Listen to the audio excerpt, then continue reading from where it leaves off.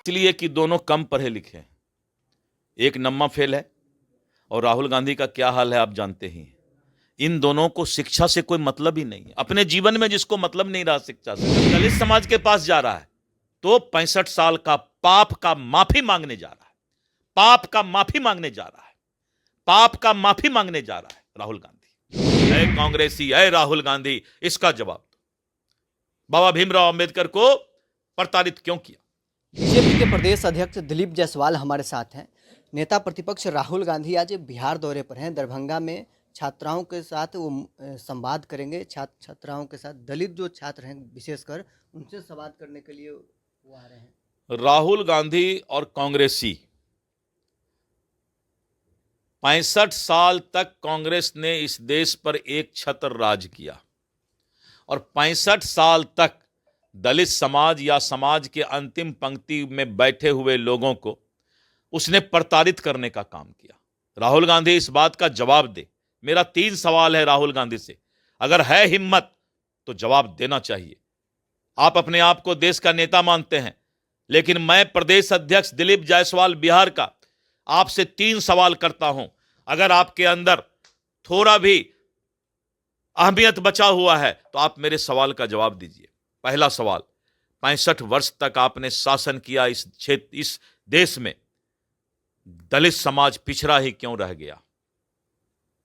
नरेंद्र मोदी जी तो 10 साल शासन किए और 10 साल में उन्होंने समाज के अंतिम पंक्ति को आगे बढ़ाने का काम किया है। आप 65 साल क्या किए कि आज तक भी दलित समाज बेचारा पीछे है? इसका जवाब दीजिए। दूसरा सवाल, बाबा भीमराव अंबेडकर, दलितों के मसीहा, संविधान निर्माता, आपके पूर्वज ने, नेहरू सरकार ने उनको प्रताड़ित करने का काम किया, उनको चुनाव में हरवाने का काम किया। आपका नेहरू जी उनके खिलाफ प्रचार करने गए थे और इतना ही नहीं, आपने उनको मंत्रिमंडल से इस्तीफा देने के लिए भी मजबूर किया। ऐ कांग्रेसी, ऐ राहुल गांधी, इसका जवाब दो। बाबा भीमराव अंबेडकर को प्रताड़ित क्यों किया? और इतना ही नहीं, कांग्रेसी तो इतना घटिया स्तर पर चले गए कि जब बाबा भीमराव अंबेडकर की मृत्यु हुई, दलितों के मसीहा की मृत्यु हुई, संविधान निर्माता की मृत्यु हुई, तो दिल्ली के अंदर 2 गज जमीन नहीं दिया। उनकी पत्नी बिलखती रह गई, रोती रह गई, लेकिन दिल्ली के अंदर 2 गज जमीन भी बाबा भीमराव अंबेडकर के लाश को दफनाने के लिए इन कांग्रेसियों ने नहीं दिया।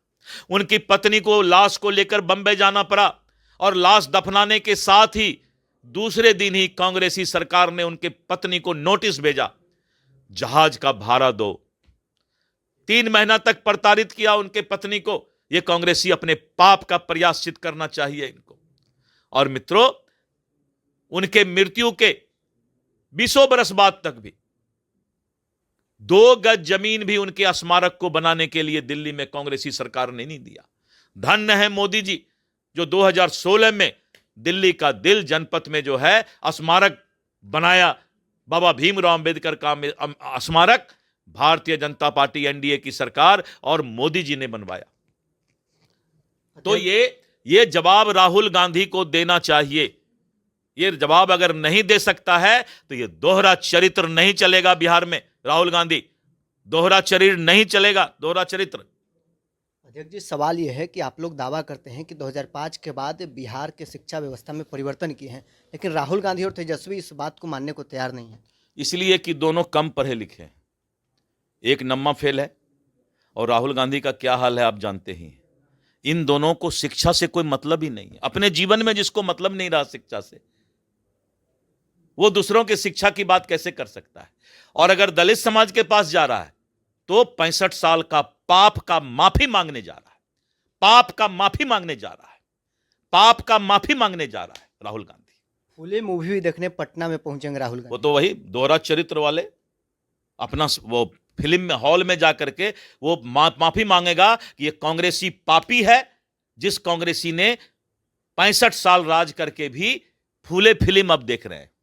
तो चलिए, बीजेपी के प्रदेश अध्यक्ष दिलीप जायसवाल हमारे साथ थे। इन्होंने कहा है कि राहुल गांधी अपना पाप का पश्चाताप करने के लिए बिहार आ रहे हैं। अम्बेडकर छात्रावास में वो दलित छात्रों से संवाद करेंगे। बहरहाल, स्कोर में इतना ही। आप बने रहे न्यूज़ 24 के साथ।